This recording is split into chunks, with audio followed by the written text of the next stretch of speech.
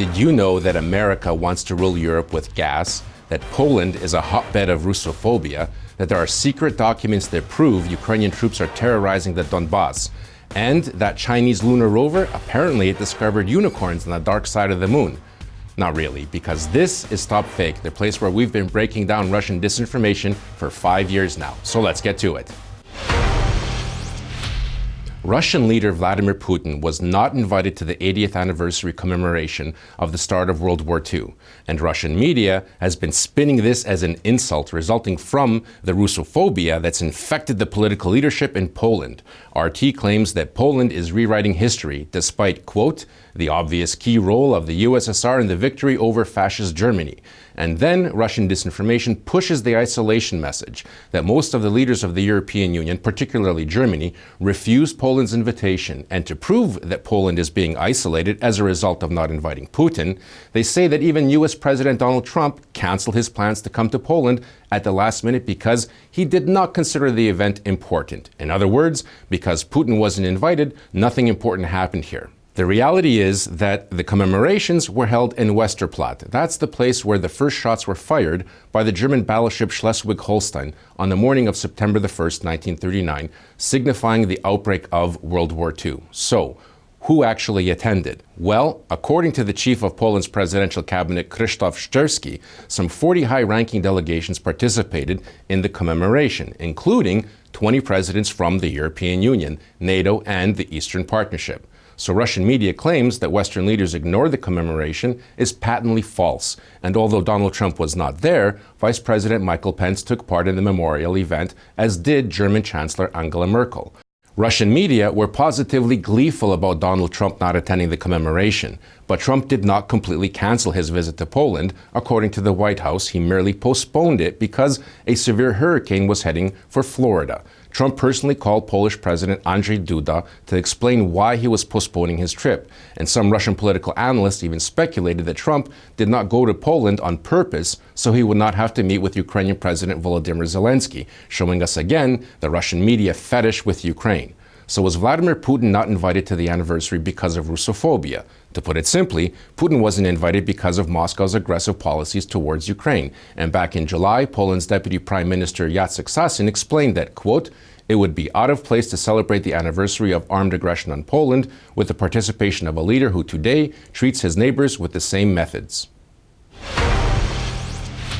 Russian RT and Gazeta.ru announced last week that the United States intends to seize the European Union energy market and is already imposing its terms regarding gas supplies to Ukraine and Poland.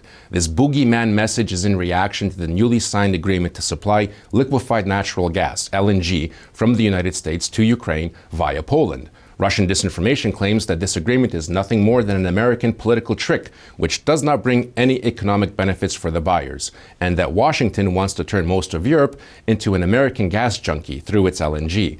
But most importantly, according to propagandist website Ukraina.ru, that America wants to take control of the Ukrainian and Belarusian gas transit systems. Okay, what's going on? Well, the 2014 Russian invasion of Ukraine forced Kyiv to look for alternative sources of gas. The trilateral agreement that Ukraine, Poland, and the United States signed this past August on the 31st does exactly that. The agreement helps Ukraine to increase its level of energy security. First, Moscow will no longer be able to blackmail Ukraine by setting unjustifiably high gas prices. Secondly, Moscow is not adhering to its commitments to use Ukraine's transit system to transport gas to Europe. It is on these two key issues that Ukraine's state gas company Naftogaz has won 2 suits against Russia's gas monopolist Gazprom. Thanks to the new 3-state agreement, Ukraine will soon receive its first shipment of LNG from the United States, Poland's gas company PGNiG announced. The contracted tanker will arrive at Poland's LNG terminal in the city of Świnoujście, a seaport on the Baltic Sea, and after regasification, the gas will be transported to Ukrainian storage facilities via Poland's and Ukraine's gas transit pipelines.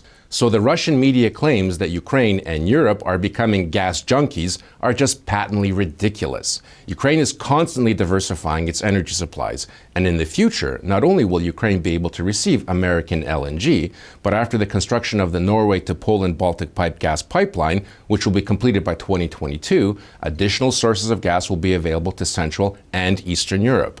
During a joint press briefing in Warsaw between U.S. Secretary of Energy Rick Perry, Oleksandr Daniliuk, the Secretary of Ukraine's National Security and Defense Council, and Petro Naimski, the representative of the government of Poland, Naimski emphasized this will not only take care of Poland's gas needs, but it will also help Ukraine and other Central European gas consumers, such as Poland, which are currently dependent on decisions made by the Russian monopolist.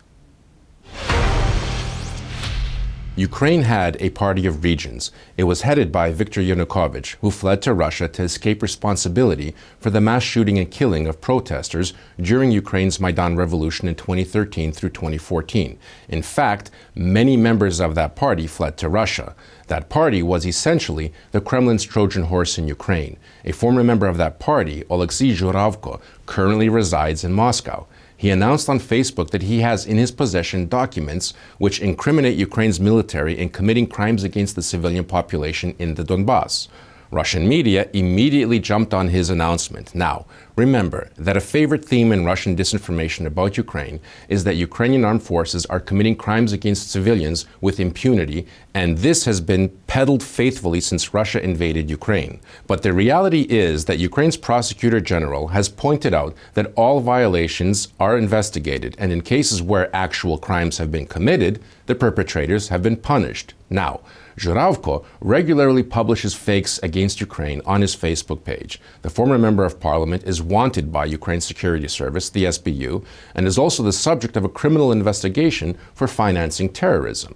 In his Facebook post, Zhuravko published screenshots of documents that he claims are being hidden from the Ukrainian public and are not noticed by the media. But these documents, which are filled with grammatical and language mistakes, purportedly give examples of violations by the Ukrainian army, violations which, according to Zhuravko, are on the rise. Russian media, in this case RT, then quickly concludes that the new Ukrainian government will not engage in a full-scale, comprehensive investigation of human rights violations in the Donetsk and Luhansk regions. The Prosecutor General's office pointed out that the numbers Zhuravko presented are not factual. In an official response on their website, the official listed the violations that had been noted and the punishments that had been meted out in each case. The office also denied that such violations were kept secret. Human rights violations in the Donbas are monitored by the United Nations. The UN Human Rights Monitoring Mission publishes annual reports citing all violations registered. In 2018, the UN noted that 61% of violations occurred in areas controlled by the Ukrainian government, while 17% of human rights violations were attributed to the self-proclaimed Donetsk and Luhansk People's Republics. But the most interesting thing to remember here is that the report notes that the UN mission has very limited access to the occupied territories. They are not allowed to visit prisons in the occupied zone and have no access to prisoners, and therefore the picture presented in the reports does not reflect reality.